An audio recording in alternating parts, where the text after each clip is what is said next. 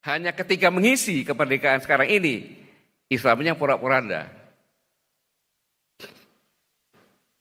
Pura-puranda.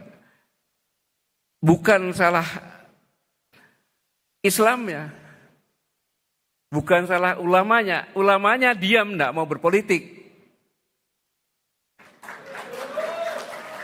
Padahal kalau tanpa politik ya dibiarkan, akhirnya ulama-ulama amplop yang jadi menguasai politik.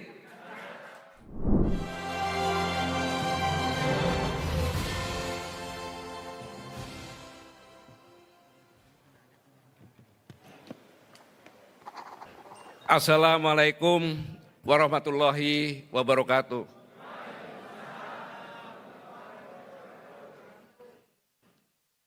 Bismillahirrahmanirrahim. Alhamdulillah wa syukurillah. La haula wa la quwata illa billahil azim. Allahumma shalli ala sayyidina Muhammad wa ala sayyidina Muhammad. Pak Amin, saya di sini gemeteran nih Pak Amin. Karena sebenarnya saya tidak mau berbicara di partai manapun juga. Gitu. Tapi karena saya punya penasihat spiritual. Dan yang merintah kepada saya adalah penasihat spiritual. Sejak awal tidak bisa terakhir daripada risiko.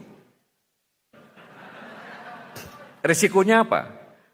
Kalau yang namanya penasihat spiritual, yang saya anggap penasihat spiritual, sebenarnya yang saya takutkan bukan apa-apa. Ketika di akhir zaman nanti, ya kan, penasihat spiritual itu silakan Anda masuk surga. Pintu gerbangnya masuk. Nggak mau, diem aja.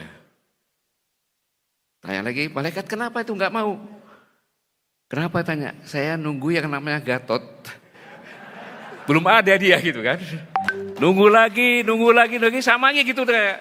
Akhirnya karena Allah Maha Pengasih Maha Penyayang, dikeluarkanlah syafaat, walaupun tadi saya udah di pintu neraka, ditarik lagi bersama-sama.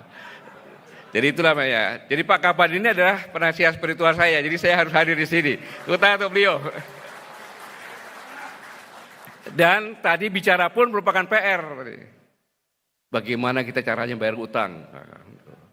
Kemudian yang lainnya sebagai apa yang kondisi yang sekarang ini kan berat ya ngomong kayak gitu. Untung tadi kan saya jam 9 kan, 9 kurang 1 menit saya masuk sini Pak. Kalau saya lebih awal kan banyak lagi yang saya dengar, saya harus menjabarkan itu gimana gitu kan. Itu tadi Indonesia dari bisa merdeka atau peran partai-partai atau peran organisasi Islam sangat dominan dalam kemerdekaan. Itu sampaikan sama Pak Kaban tadi kan, berarti saya harus sampaikan seperti ini.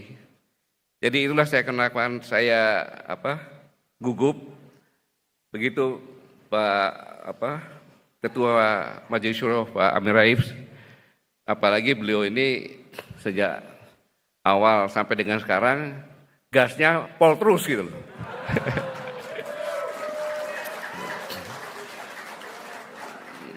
Kita pengamat politik mengamati, kalau udah seperti ini kira-kira nanti apa yang akan terjadi ya gitu. Itu yang sama-sama kita sampaikan. Kemudian penasihat spiritual saya Pak Kaban dan Majelis Syuro, Mahkamah Partai dan pengurus partai Sangre, pengurus harian Bang Rido dan segenap hadirin sekalian yang berbahagia, saya tidak sebutkan satu persatu. Memang benar saya harusnya pulang nanti sore, tapi saya cari pesawat, akhirnya saya dapat dan saya alhamdulillah Allah memberikan kekuatan kepada saya bisa hadir di tempat ini.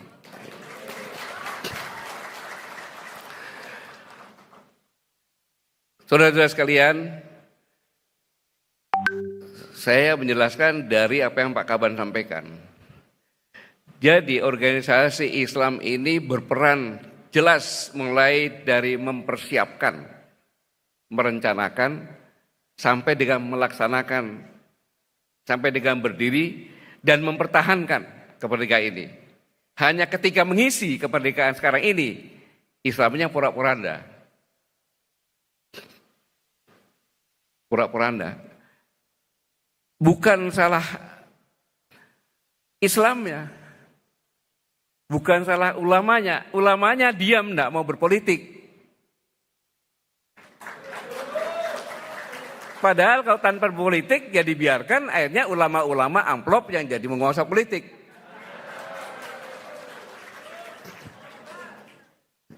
Kalau mau merasa saya silakan saja, nggak ada masalah.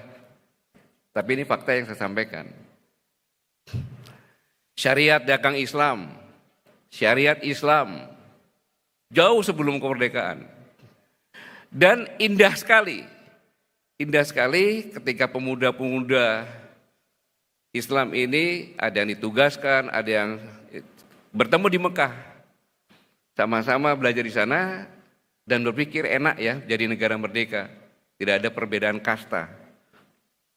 Di tempat kita begitu kita mau pulang, kita jadi orang jajahan lagi.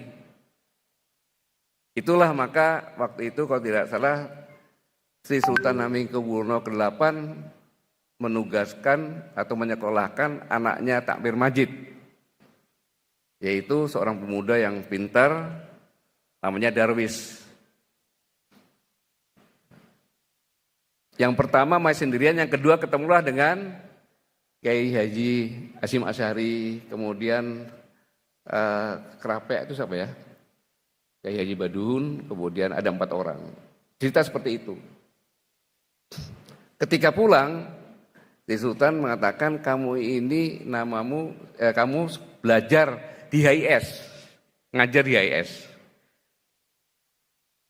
Setelah selesai, namamu ini adalah kebelanda-belandaan. Maka digantilah nama. Siapa namanya? Kiai Haji Ahmad Dahlan. Ditugaskanlah membuat sekolah-sekolah. Karena tanpa intelektual, bangsa ini nggak bisa bangkit.